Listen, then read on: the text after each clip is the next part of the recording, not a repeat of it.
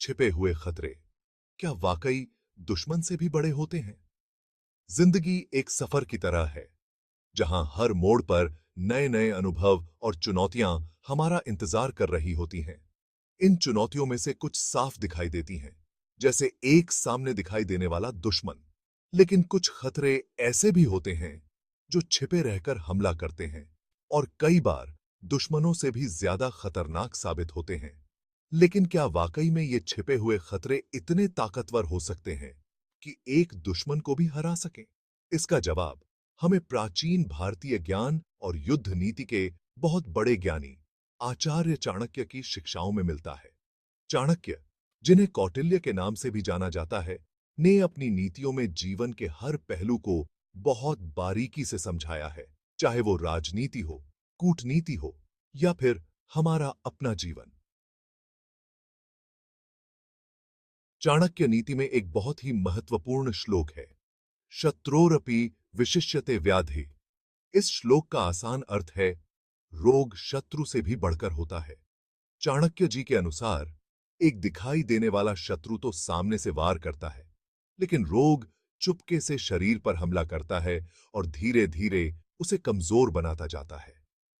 एक शत्रु से तो हम अपना बचाव कर सकते हैं, उससे लड़ सकते हैं, लेकिन रोग से बचना इतना आसान नहीं होता।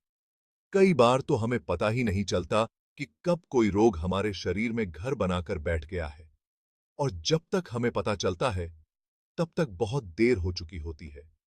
चाणक्य जी की यह शिक्षा आज के समय में और भी महत्वपूर्ण हो जाती है, जहां हम भाग-दौड़ भरी जिंदगी जीते हैं, गलत खाना खाते हैं और अपने स्वास्थ्य की तरफ ध्यान नहीं देते। रोगों का हमला किसी युद्ध से कम नहीं होता। जैसे एक युद्ध में दुश्मन लगातार हमला करता रहता है, ठीक उसी तरह रोग भी हमारे शरीर पर हमेशा हमला करते रहते हैं। फर्क सिर्फ इतना है कि यह युद्ध हम देख नहीं सकते। यह एक ऐसा युद्ध है जो हर समय चलता रहता है। हमारा शरीर हर समय इन अदृश्य शत्रुओं से लड़ता रहता है, अपनी रक्षा करता रहता है।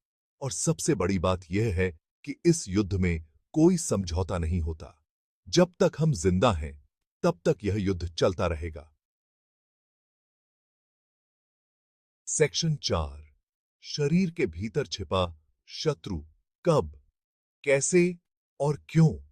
एक दुश्मन तो सामने से आता है, लेकिन रोग चुपके से हमारे शरीर में घुस जाता है। कई बार तो हमें पता ही नहीं चलता कि कब कोई रोग हमारे शरीर में आ गया है। यह हमारे शरीर के अंदर छिपकर धीरे धीरे अपनी जड़ें मजबूत करता जाता है। यह रोगाणु हवा, पानी, खाने या फिर किसी बीमार व्यक्ति के संपर्क में आने से हमारे शरीर में प्रवेश कर सकते हैं। कई बार तो हमारी अपनी लापरवाही भी हमें बीमार बना देती है। गलत खाना, समय पर न सोना जागना, तनाव, गंदगी, ये सभी चीजें मिलकर हमारे शरीर की रोगों से लड़ने की ताकत को कम कर देती हैं और हमें आसानी से बीमार बना देती हैं।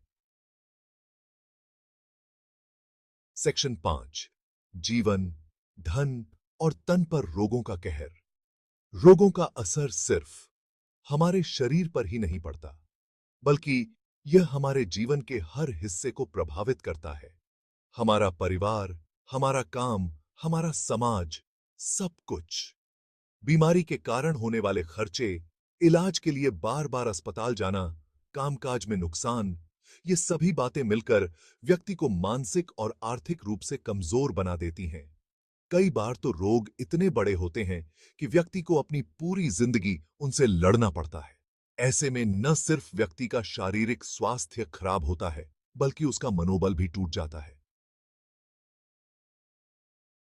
सेक्शन 6, रोग, एक ऐसा शत्रु जिससे जीतना है बेहद मुश्किल। चाणक्य ने रोगों को शत्रु से भी बढ़कर इसलिए बताया है क्योंकि रोगों से जीतना सचमुच बहुत मुश्किल होता है। एक बार रोग शरीर में घर बना ले तो उसे जड़ से खत्म करना आसान नहीं होता। हालांकि इसका मतलब यह नहीं है कि हम हार मान लें।